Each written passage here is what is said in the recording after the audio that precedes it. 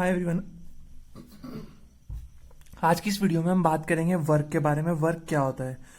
तो आज की इस वीडियो से ही हम अपना नेक्स्ट चैप्टर शुरू करेंगे, वर्क, पावर एंड एनर्जी। तो इसमें हम वर्क के बारे में पढ़ेंगे, पावर के बारे में पढ़ेंगे और एनर्जी के टाइप्स के बारे में पढ़ेंगे, उनके डेरिवेशंस के बारे में पढ़ेंगे और इन्हीं पे बेस्ड हम कुछ न्यूमेरिकल्स भी करना सीखेंगे।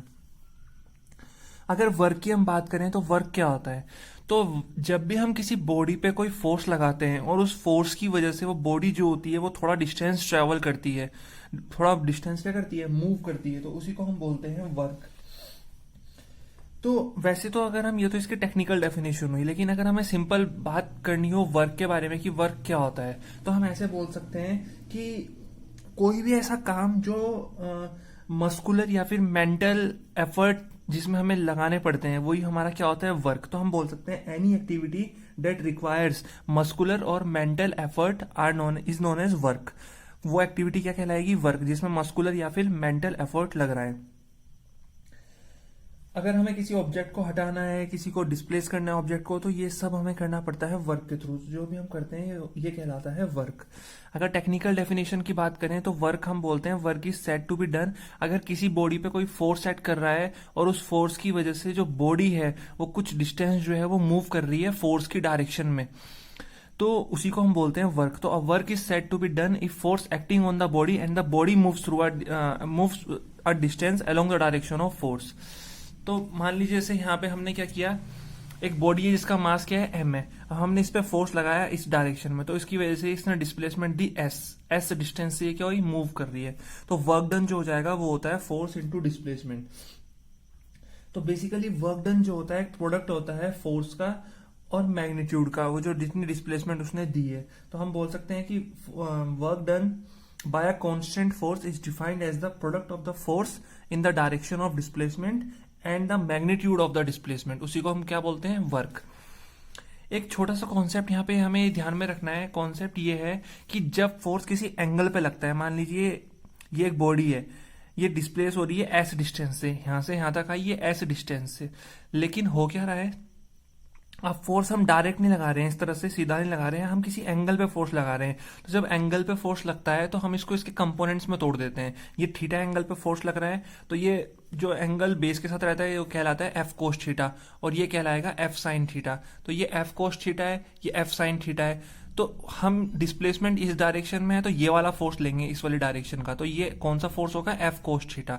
तो F cos theta dot S, तो ये हो जाएगा एफ एस कोस थीटा। तो इसको हम बोलते हैं वर्क डन बराबर फोर्स डॉट डिस्प्लेसमेंट। इसे बोलते हैं हम स्केलर प्रोडक्ट। ये बेसिकली क्लास 9 के सिलेबस में नहीं है, ये हमारे पास हायर क्लासेस में आता है, लेकिन मेरे को ये छोड़ना नहीं था, मेरे को ये कवर करना था इस सिलेबस में, क्योंकि आईसीएससी में ये हमें पता होना चाहिए कि अगर हम किसी एंगल पे हम फोर्स लगा रहे हैं तो वो कैसे लगता है, एफ की जगह एफ कोस थीटा क्यों लिखते हैं। तो ये स्केलर प्रोडक्ट होता है। क्लियर हुआ इतना। तो अगर हम बात करें वर्क की यूनिट की, तो अगर वर्क की यूनिट की बात आती है तो वर्क की जो यूनिट होती है वो होती है जूल। क्या होती है, जूल। इसकी जो सीजीएस यूनिट होती है, एमकेएस यूनिट जिसे हम बोलते हैं, ऐसा यूनिट, सॉरी सीजीएस नहीं, ऐसा यूनिट, वो होती है जूल। अब अगर हमें डिफाइन करना है 1 जूल क्या होता है, तो वर्क डन होता है फोर्स इनटू डिस्प्लेसमेंट। तो फोर्स को अगर हम 1 न्यूटन ले लें और डिस्प्लेसमेंट को अगर हम 1 मीटर ले लें, तो वर्क डन क्या कहलाएगा, 1 जूल। तो हम बोलेंगे अगर किसी बॉडी पे 1 न्यूटन का फोर्स लग रहा है और उस 1 न्यूटन के फोर्स की वजह से वो बॉडी जो है वो 1 मीटर डिस्प्लेस हो रही है, तो हम बोलेंगे work is said to be 1 joule. तो कितना वर्क हुआ है, 1 जूल का वर्क हुआ है।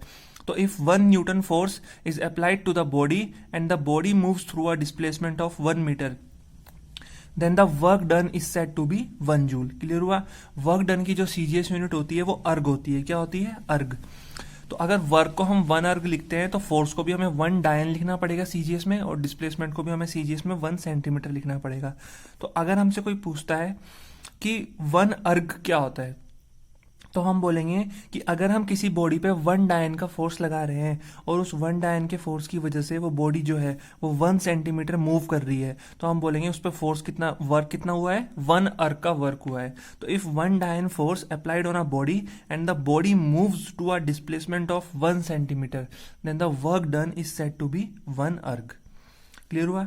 जो वर्क की डायरेक्शन होती है वो फोर्स की डायरेक्शन में ही होती है, तो direction of work is along the direction of force. और वर्क एक स्केलर क्वांटिटी होता है। कैसी क्वांटिटी है? स्केलर। ये हमें ध्यान रखना है, वर्क की कोई डायरेक्शन नहीं होती, लेकिन वर्क एक स्केलर क्वांटिटी होता है। वर्क की डायरेक्शन फोर्स की जैसी होती है, लेकिन ये तभी भी स्केलर क्वांटिटी होता है। इसकी जो होता है सिर्फ मैग्नीट्यूड होता है, ध्यान रखना है। बेसिकली इसकी कोई पर्टिकुलर डायरेक्शन नहीं होती, ठीक है। कभी कभी क्या होता है कि अगर हम फोर्स आगे की तरफ लगा रहे हैं लेकिन डिस्प्लेसमेंट कहाँ होती है? पीछे की तरफ होती है, तो फोर्स की जगह डायरेक्शन, तो इस पॉइंट को अभी हम इग्नोर ही करेंगे। तो वर्क डन एक स्केलर क्वांटिटी है, ध्यान रखना है हमें।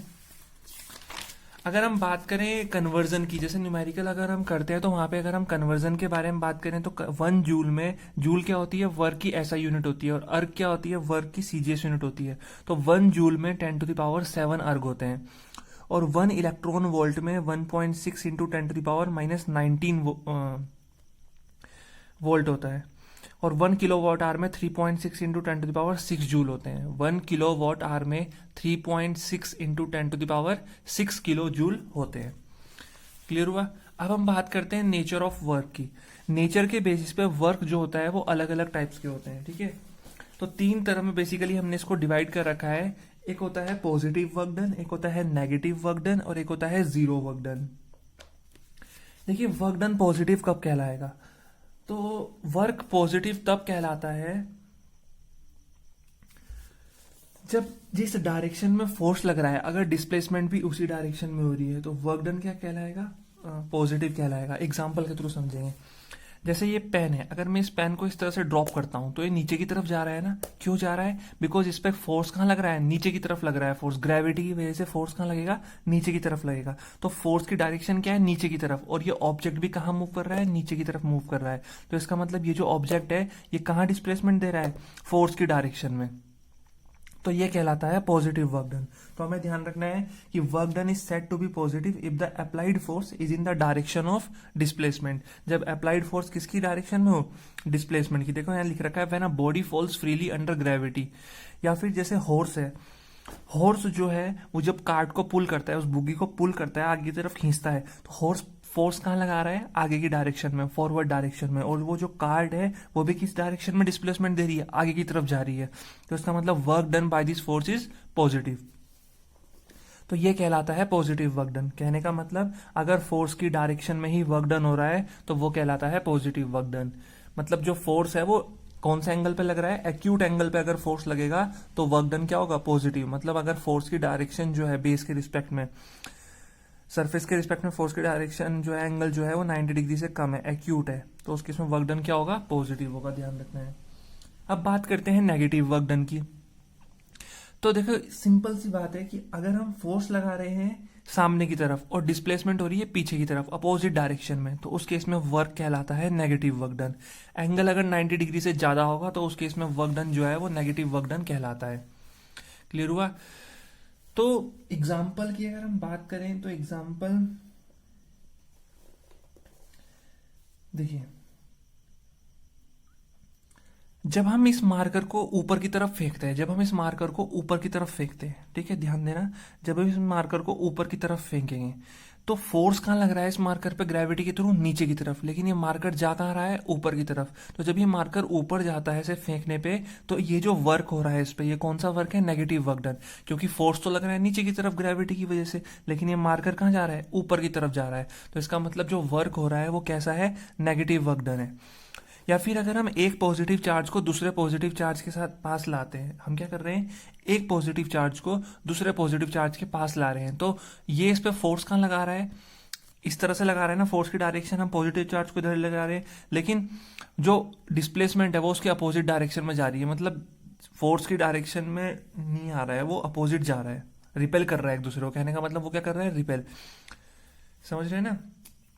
जैसे ये एक पॉजिटिव चार्ज है और ये एक पॉजिटिव चार्ज है, ये हमने क्या कर रखा है? रेस्ट पे रख रखा है। इसको हम मूव कर रहे हैं इसकी तरफ, तो इसमें फोर्स कहाँ लगेगा? इस तरफ लगा रहे हैं ना हम फोर्स, लेकिन ये पॉजिटिव है, ये भी पॉजिटिव है, तो ये क्या करेगा? इसको रिपेल करेगा। तो फोर्स ऐसे लगा रहे हैं हम, लेकिन जब ये डिस्प्लेसमेंट कैसे देगा? ऐसे में, क्योंकि क्या हो रहा है? रिपल्शन हो रहा है। इस रिपल्शन की वजह से इसकी डिस्प्लेसमेंट कहाँ होगी? पीछे की तरफ। लेकिन हम इसे ऐसे ले जा रहे हैं, फोर्स लगा रहे हैं ऐसे, ये डिस्प्लेसमेंट देगा ऐसे।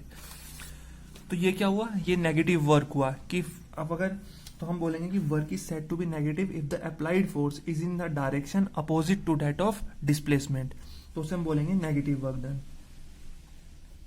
क्लियर हुआ। जैसे चलती हुई गाड़ी में अगर हम ब्रेक अप्लाई करते हैं तो वो भी किसका एग्जाम्पल हुआ, नेगेटिव वर्क डन का एग्जाम्पल हुआ।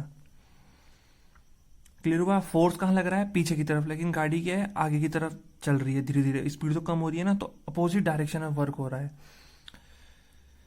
तो ये सब क्या होते हैं, नेगेटिव वर्क डन के एग्जाम्पल है। एक और एग्जाम्पल हम देते हैं, एक गाड़ी चल रही है इस तरह से, ये रोड है और इस पे क्या है, एक गाड़ी जो है वो इस तरह से चल रही है, इस तरह से चल रही है। अब ये गाड़ी जो है, ड्राइवर इस तरह इस डायरेक्शन में चला रहा है, ठीक है, गाड़ी लगे चल रही है इस डायरेक्शन में, लेकिन जो फ्रिक्शन फोर्स है, यहाँ पे लिख रहा हूं फ्रिक्शन फोर्स, जो फ्रिक्शन फोर्स है वो कहाँ लग रहा है, पीछे की तरफ। देखिए फ्रिक्शन फोर्स पीछे की तरफ लग रहा है और गाड़ी मूव कर रही है आगे की तरफ, तो ये किसका एग्जांपल हुआ, नेगेटिव वर्क डन का। फोर्स के अपोजिट डायरेक्शन में डिस्प्लेसमेंट हो रही है, इस डायरेक्शन में, लेकिन फ्रिक्शन फोर्स लग रहा है अपोजिट डायरेक्शन में, तो ये भी नेगेटिव वर्क का एग्जांपल हुआ। क्लियर हुआ। जैसे हम चलते हैं, हम फ्रिक्शन लगता है पीछे की तरफ, फ्रिक्शन फोर्स लगता है पीछे की तरफ, लेकिन हम जा रहे हैं आगे की तरफ, तो ये किसका एग्जांपल हुआ, नेगेटिव वर्क डन का एग्जांपल हुआ। अब हम बात करते हैं जीरो वर्क डन की। देखिए हमने पहले ही बात करी कि वर्क डन अगर किसी एंगल पे लग रहा है तो एफ एस कोस थीटा होता है। तो वर्क डन जीरो तीन केस में हो सकता है। जैसे हमने वर्क डन बात करी, वर्क डन होता है एफ एस कोस थीटा, ये होता है ना, अगर किसी एंगल पे वर्क लगता है तो फॉर्मूला एफ एस की जगह क्या हो जाता है, एफ एस कोस थीटा हो जाता है, ठीक है। ये थीटा वो एंगल है जिसपे फोर्स अप्लाई हो रहा है। तो पॉजिटिव के केस में क्या होता है, पॉजिटिव वर्क के केस में क्या होता है, थीटा जो होता है 90 डिग्री से कम होता है। नेगेटिव के केस में क्या होता है, नेगेटिव के केस में थीटा ग्रेटर होता है 90 डिग्री से। लेकिन जीरो के केस में क्या हो सकता है, जीरो के केस में थीटा एग्जैक्टली 90 डिग्री होता है, बिकॉज कोस 90 क्या होता है, जीरो। अब अगर हमें वर्क डन को जीरो दिखाना है, work done zero work done की बात करें तो तीन केस हो सकते हैं, या तो फोर्स जीरो हो, या डिस्प्लेसमेंट जीरो हो, या कोस थीटा जीरो हो। तो कोस थीटा कब जीरो होगा, जब थीटा कितना होगा 90, बिकॉज कोस 90 कितना होता है, जीरो होता है। तो या तो कोस 90 जीरो हो, या वर्क डन या फोर्स जीरो हो, या फिर डिस्प्लेसमेंट हमारी जीरो हो, तीनों में से एक केस हो सकता है। तो हम बोल सकते हैं कि work is said to be zero if the applied force is zero. क्या बोल सकते हैं, work done is said to be zero if the applied force is zero, ठीक है, और डिस्प्लेसमेंट इज जीरो, या हम बोल सकते हैं और the angle between the displacement and the force is 90 degree, और the angle between the displacement and the force is 90 degree. तो उस केस में भी वर्क डन क्या होगा, जीरो हो जाएगा। तो ध्यान रखना है। तो ये सब कब होता है, देखिए a man pushing a wall, अगर हम एक आदमी है जो वॉल को पुश कर रहा है, तो वो फोर्स तो लगा रहा है ना वॉल पे, और किसी एंगल पे भी लगा रहा होगा, मान लीजिए 0 है, 20 है, 30 है, 90 डिग्री, जितना भी एंगल पे लगा रहा है, और फोर्स भी वो काफी लगा रहा है, लेकिन वॉल मूव करेगी नहीं करेगी, तो इसका मतलब डिस्प्लेसमेंट कितनी हुई, जीरो, तो वर्क डन कितना हो गया, जीरो। तो ये भी जीरो वर्क डन का एग्जाम्पल है। जब कोई कुली जो होता है वो अपने सर पे कोई लोड लेके, अपने हेड पे, सर पे कुछ सामान रख के वो एक प्लेन लेवल रोड पे मूव करता है, तो उस केस में भी वर्क डन क्या होता है, जीरो। क्यों, क्योंकि जो कुली है इस तरह से होता है ना, ये कुली है, इसने ये सामान रख रखा है, अब ये मूव कर रहा है इस डायरेक्शन में, और ये जो लोड है इसकी डायरेक्शन ये है, फोर्स जो है वो सर पे फोर्स कैसे लग रहा है, इस डायरेक्शन में, और डिस्प्लेसमेंट हो रही है इसकी इस डायरेक्शन में, तो एंगल कितना बना, 90 डिग्री, तो कोस 90 कितना होता है, जीरो, तो वर्क डन कितना हो गया, जीरो। तो work done by a coolie is also zero. Physics के अकॉर्डिंग, हमारे अकॉर्डिंग तो हम करता ही है, लेकिन फिजिक्स के अकॉर्डिंग वर्क डन कितना हो जाएगा, जीरो हो जाएगा। तो आई होप आपको ये समझ में आ गया होगा वर्क क्या होता है, वर्क की यूनिट्स क्या होती हैं, वर्क के कन्वर्जन्स, कुछ हमने यहाँ पे कन्वर्जन के बारे में ही बात की। कन्वर्जन हमने क्या बोले यहाँ पे, कन्वर्जन के बारे में ध्यान रखना है कि एक जूल में कितने होते हैं, 10⁻7 अर्ग होते हैं। जूल वर्क की एसआई यूनिट होती है, ये एसआई यूनिट होती है, और ये सीजीएस यूनिट होती है। और 1 इलेक्ट्रॉन वोल्ट में कितने होते हैं, 1.6 इंटू 10⁻⁻19 जूल होते हैं। और 1 किलो वॉट आवर में कितने होते हैं, 3.6 इंटू 10⁻6 जूल होते हैं। तो एक कन्वर्जन हमें ध्यान में रखना है, कन्वर्जन काफी काम आता है न्यूमेरिकल्स करते वक्त। और यहाँ पे हमने टाइप्स ऑफ वर्क डन के बारे में पढ़ा, पॉजिटिव, नेगेटिव और जीरो। साथ ही साथ हमने वर्क की यूनिट के बारे में पढ़ा, डिफाइन करना पड़े अगर हमें 1 जूल या फिर 1 अर्क को तो हम कैसे कर सकते हैं। वर्क एक स्केलर क्वांटिटी है क्योंकि इसकी कोई पर्टिकुलर डायरेक्शन नहीं है, कभी तो ये फोर्स की डायरेक्शन में काम कर रहा है और कभी ये फोर्स की अपोजिट डायरेक्शन में जा रहा है। क्लियर हुआ? तो आई होप आपको ये समझ में आ गया होगा वर्क क्या होता है। नेक्स्ट वीडियो में हम बात करेंगे पावर एंड एनर्जी के बारे में। अगर आपको आज की वीडियो अच्छी लगी तो प्लीज़ लाइक करें, शेयर करें वीडियो को अपने फ्रेंड सर्कल में, और चैनल अगर अभी तक सब्सक्राइब नहीं किया तो प्लीज़ चैनल को सब्सक्राइब कर लें।